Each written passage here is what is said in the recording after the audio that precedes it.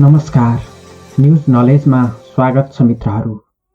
नेपालको सबैभन्दा सुन्दर राजमार्ग भनेर कुन राजमार्गलाई चिनिन्छ? तपाईहरुलाई थाहा छ कि छैन? यस प्रश्नको उत्तरका रूपमा बीपी राजमार्गको नाम आउँछ। बुटिक राजमार्गको उपमा पाएको बीपी राजमार्ग सुन्दर त छ नै, अनेकौं घुम्ती तथा मोडका कारण उत्तिकै खतरनाक पनि छ। सँगसँगै यो राजमार्ग हुँदै धुलिखेलबाट बर्दिवाससम्म पुग्दा बीचमा कतै कुनै रहस्य लुकेको आभास हुन्छ। किन त्यस्तो लागेको होला? अनि रहस्य नै छ भने त्यो हो के?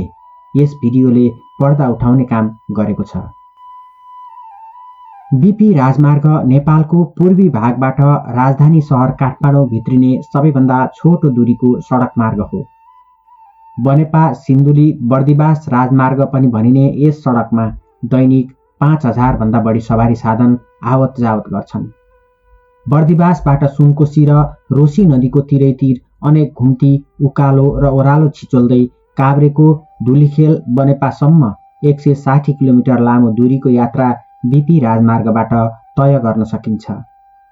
यो राजमार्ग 4 खण्डमा विभाजन गरेर जापान सरकारले झण्डै 25 अर्ब रुपैयाँको लागतमा निर्माण गरिदिएको हो। यस राजमार्गको अन्तिम खण्ड खुरकोट नेपालथोकको रिट्ठे भिरमा पुग्ने यात्रुलाई एउटा आश्चर्यलाग्दो दृश्यले एकछिन रोकिन बाध्य बनाउँछ। त्यो दृश्य हो सडकको भित्ता खोपेर बनाइएको एउटा सानो मन्दिर र त्यसको वरिपरि भित्तैभरि झुन्ड्याइएका हजारौं ऐनाहरू। यस स्थानमा 1000 भन्दा बढी ऐनाका बीचमा सेतीदेवी माईको मन्दिर स्थापना गरिएको छ। दैवी शक्तिमाथिको आस्था र सुरक्षित यात्राको मनोभावनासँग जोडिएको यो ठाउँ सिन्धुलीको सुनकोशी गाउँपालिका वडा नम्बर 5 मुलकोट नजिकै पर्छ। रिट्ठे भिरको तल अक्करे भिर र सुनकोशी नदी छ। यस ठाउँमा पुग्नेहरूलाई मन्दिर र ऐना किन राखियो भन्ने कौतूहल पक्कै लाग्छ। रिट्ठे भिरमा ऐनाको बीचमा सेतीदेवीको मन्दिर स्थापना गर्नुको कारण आश्चर्य लाग्दो अनि सँगसँगै डरलाग्दो पनि छ। यो त्यही ठाउँ हो जहाँबाट 2068 साल वैशाख 20 गते एउटा बस सुनकोशीमा खस्दा 14 जनाको घटनास्थलमै ज्यान गएको थियो। त्यसको ठीक 5 महिनापछि असोज 26 गते सोही ठाउँमा सिन्धुलीबाट काठमाडौँ जाँदै गरेको बस सुनकोशीमा खस्दा 42 जनाले घटनास्थलमै ज्यान गुमाएका थिए। 2070 साल भदौ 31 गते रिट्ठे भिरमै भएको जीव दुर्घटनामा 3 जनाले ज्यान गुमाएका थिए। 2074 साल असोज 26 गते सोही स्थानमा अर्को बस दुर्घटना हुँदा 6 जनाको मृत्यु भएको थियो। 2068 साल असोज 26 गते 42 जनाको ज्यान जाने गरी भएको बस दुर्घटना देखेका स्थानीय बालबालिका, तन्नेरी र वृद्ध समेत तर्सिने, कहाल्लिने र बरबराउने गर्न थालेपछि सो स्थानमा सप्ताह पुराण लगाइएको थियो। पुराणकै क्रममा एक महिला कान्दै बरबराउन थालिन्।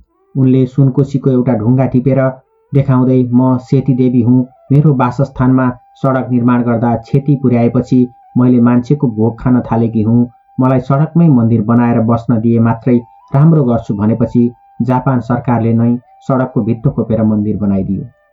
त्यसपछि त्यहाँ पूजाआजाका साथै ऐना चढाउने गर्न लागिएको हो।